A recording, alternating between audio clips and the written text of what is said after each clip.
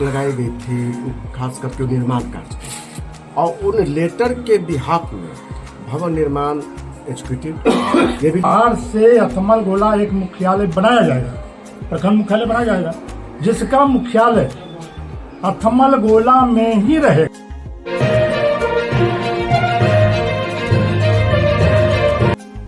अथमल गोला प्रखंड का मामला लगातार तूल पकड़ता जा रहा है।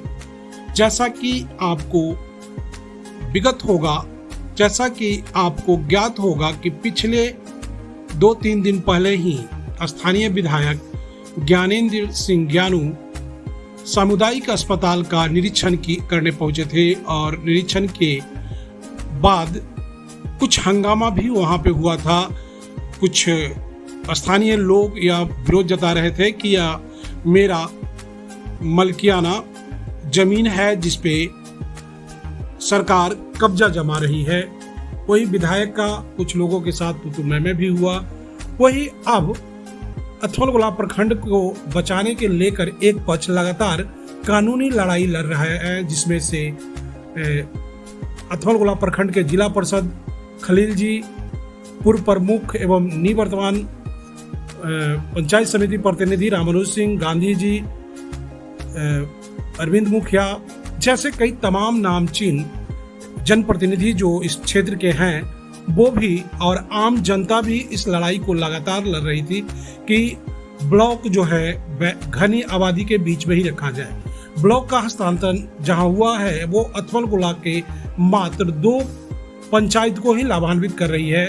अथमल गोला प्रखंड के सारे पंचायत जो 6 पंचायत हैं वो सड़क के किनारे हैं, इस तरफ ही है, और लोगों को अब उस दुर्गम और बियाबान टाल क्षेत्र के ठंठा नदी में जाना पड़ेगा। दूसरी जो ब्लॉक को रोकने के लिए जो याचिका दायर किए हैं, उन लोगों का कहना है कि मेरे पास न्यायालय का आदेश भी है और साथ ही यह पर्यावरण को प्रदूषित भी कर रहा है, चूंकि ठंठा नदी के प्रवाह को इस भवन के निर्माण के वजह से रोक दिया गया है, जिससे पर्यावरण को बहुत बड़ी क्षति हुई है।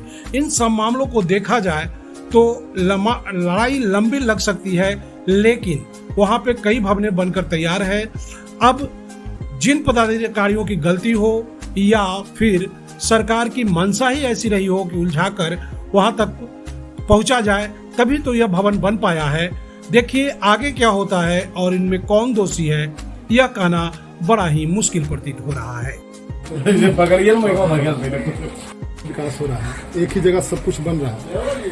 विभाग इस पर रोक लगा रही, फिर भी रुक नहीं रहा। क्या क्या रोक लगा था और कहाँ कहाँ आप लोग आवेदन दिए? कि शुरू से ही मतलब सबसे पहले तो ये समझ लीजिए कि विकास के हम लोग बाहक हैं। हम लोग चाहते हैं कि नहीं विकास का काम हो, लेकिन जहाँ पर लोगों के भलाई की बात है, योजनाओं का कार्यान्वयन विकास के लिए होता है, विनाश के लिए नहीं होता।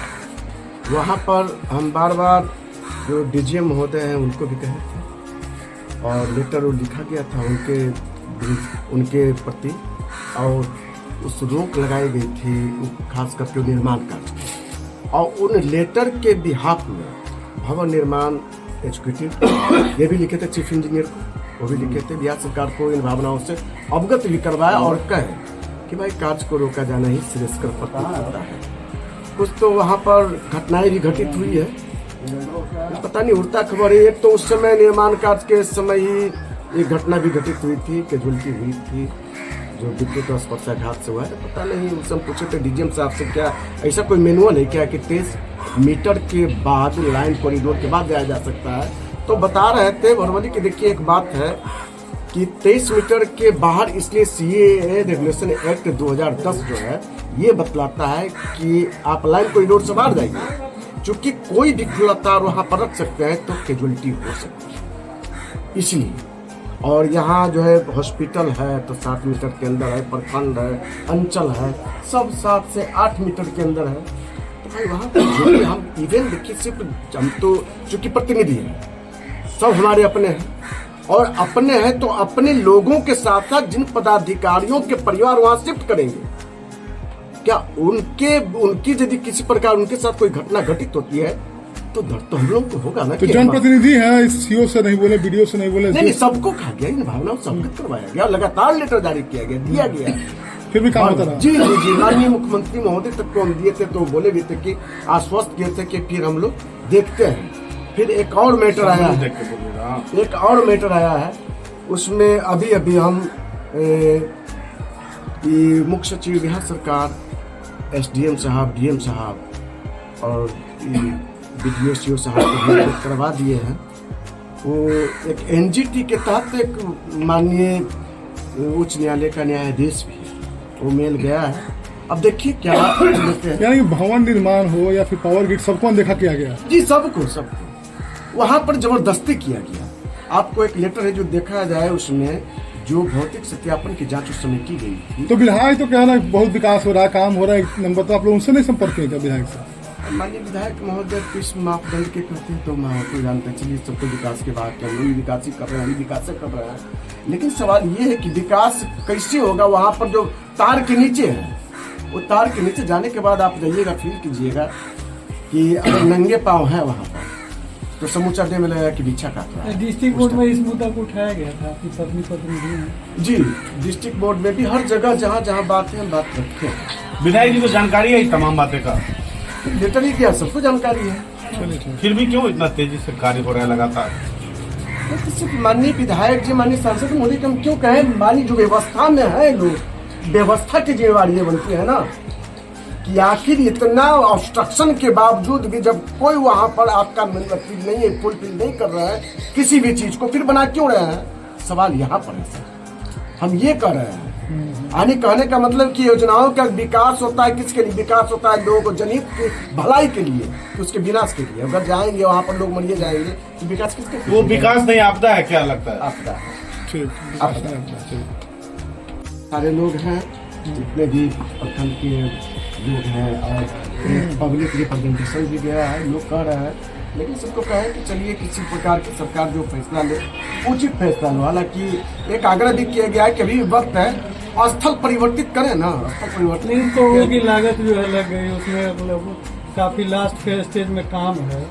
तो न्यायपालिका का आदेश, माननीय उच्च न्यायालय का गया आदेश भी लगा हुआ है, जो आज मेल किया गया है, उसको भी देख लें। मतलब आप लोग हाईकोर्ट सुप्रीम कोर्ट सब जा रहे हैं? हाईकोर्ट तो उसका आदेश ही, हम जाए क्यों, और जैसे भी जाएंगे।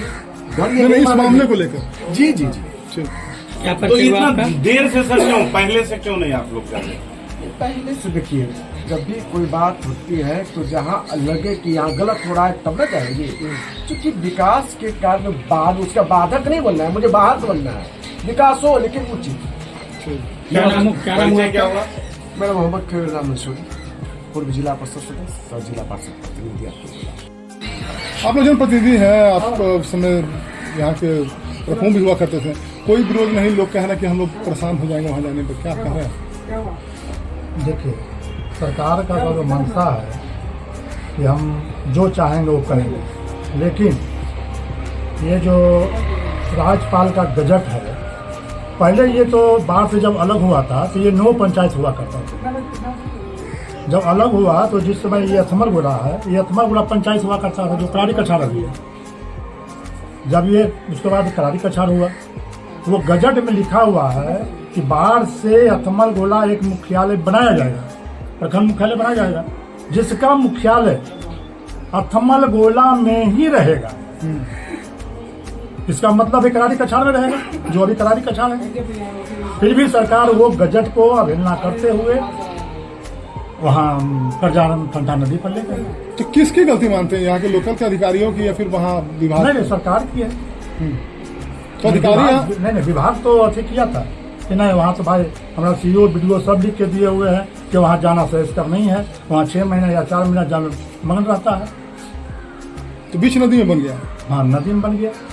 वो सारी रिपोर्ट है ना, सीओ बीडीओ का रिपोर्ट है कि 6 महीना 4 महीना जलमग्न रहता है। तारांकित प्रश्न पूछा गया था माननीय पार्षद महोदय संजय सिंह के द्वारा, तो इनके बिहाफ में यहाँ से लिखा गया और दिया गया। उसमें जवाब है, उसमें पूछा गया था क्या 26/3/1993 बाढ़ प्रखंड से अथमलगोला प्रखंड अलग हुई थी तो अथमलगोला पंचायत हुआ करता था। लिखा है कि जवाब दिया है कि हाँ, भी वर्तमान में अथमलगोला प्रखंड जो है उसमें बदल के जब प्रखंड हुआ तो रामनगर का एक आचार है, लिखा गया कि हम और नवनिर्मित ठंठा नदी के किनारे जो बनाया जा रहा है प्रखंड कार्यालय, प्रखंड से अंचल कार्यालय से आवासीय होगा, तो उसमें ये पूछा गया क्या वो बाढ़ प्रभावित 4 से 6 महीना वहाँ पर जलमग्न रहता है। तो यहाँ बोला गया है कि बाढ़ के समय में बरसात के दिनों में 4 महीने वो जलमग्न रहता है, 2 से 4 महीने। उसका हम रिपोर्ट आपको देते हैं, उसका हम देते हैं। ठीक अच्छा सर, आप गजट का हवाला दे रहे हैं कि गजट है कि यही होना चाहिए, तो गजट के वजह से विरोध है या वहाँ नदी के किनारे इस वजह से? गजट के बिहार में यहाँ पर टेंडर दोनों भी चीज है ना, जी। सब चीज का है एक चीज ना। और बता देते हैं, यदि गजट की बात आप पूछते हैं तो ये 2014 में उस समय भूमि अधिग्रहण बिल के तहत यहाँ पर टेंडर भी हुआ है बनाने, प्रखंड बनाने के लिए। जी भैया, 14 करोड़ 48 लाख समथिंग है, 800 कुछ रुपया। जी बाद में लीज नीति 2014 आई, तो लीज नीति 2014 में बिना जमीन को खोजे हुए कहीं अन्यत्र ले जाया गया। ये बात हुई, यदि वो बात पूछते हैं तब बता रहे हैं। बंदी जो रद्द हुई है, जो ऑथराइज पर्सन नहीं पर अधिकारी हो जमाबंदी रद्द हुई है। मैंने क्या लगता है ठेकेदार जो संवेदक है उसके दबाव में सरकार है क्या?